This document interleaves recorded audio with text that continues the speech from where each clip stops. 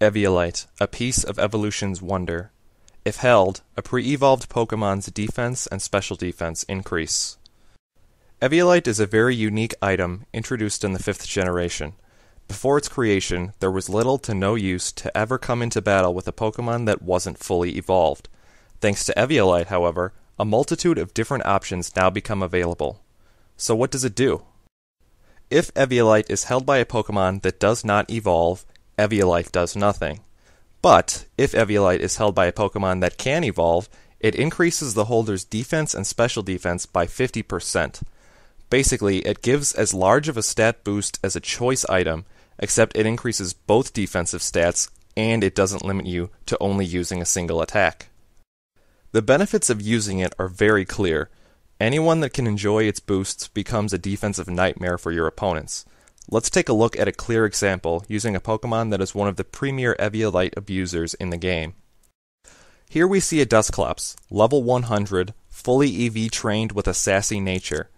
Now these are the stats of the same Dusclops after it has evolved into Dusknoir.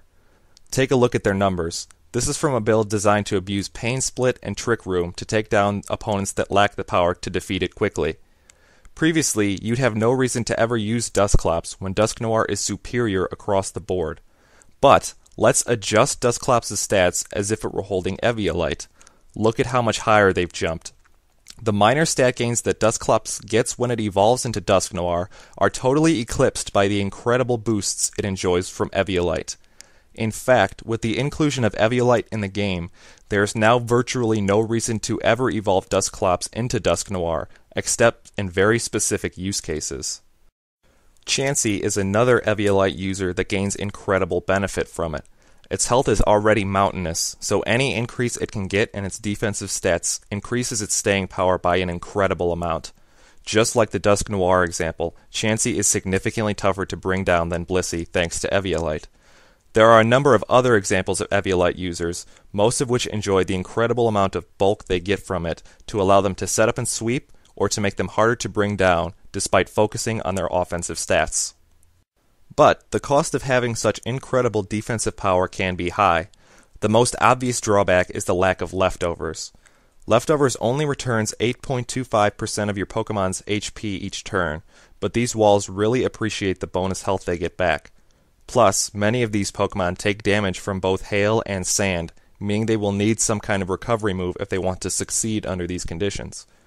Being walls, though, most of the prominent Eviolite users have ways to restore their HP that overshadows leftovers and makes Eviolite the far superior option. Another drawback is that, though their defensive stats become much higher, most of these previous evolutions don't have the offensive power that their fully evolved forms have.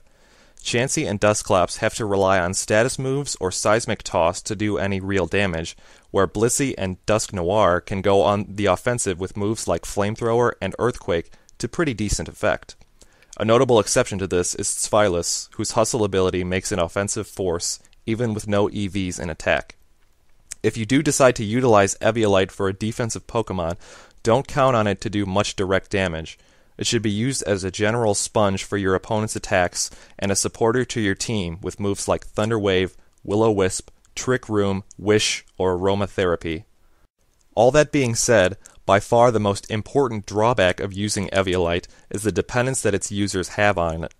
If the Pokemon is separated from Eviolite by moves like Trick or Knockoff, the Pokemon turns from a defensive monster into a liability. Without Eviolite, the Pokemon reverts to its inferior form and is much easier to bring down. This is where knowing your opponents can really help you out. Common trick users like Gengar, Rotom, or Alakazam should be avoided until you can confirm that they're not packing Trick. Similarly, capable knockoff users like Donphan, Tentacruel, and Venusaur should be handled with caution until you know it's safe to send out your Eviolite user against them. If you do decide to use an Eviolite Pokemon, it would greatly appreciate entry hazards. The incredible defensive power these Pokemon enjoy means that they will often force your opponents to switch. Any residual damage you can rack up on your opponent each time he switches in can help you out in the long run. Also, depending on which Pokemon you're using, its other supporting moves can be used to set up your team for victory. As mentioned earlier, Dusclops is an amazing Trick Room abuser that can allow you to have a very slow but very powerful Pokemon take these couple turns to break holes into your opponent's team. Eviolite is a great item if for no other reason than it allows a much larger number of Pokemon to stay competitively viable. With it, you're now presented with a choice to either make your defensive Pokemon much tougher to bring down, or to skip Eviolite entirely and use the more conventional, fully evolved Pokemon. If you don't mind your Pokemon depending so much on its item for success, Eviolite can make your team very difficult to defeat. If you have any comments, questions, or suggestions for any future videos, leave them in the comments below. If you are interested in participating in our online Pokemon League, click the link in the description for more information.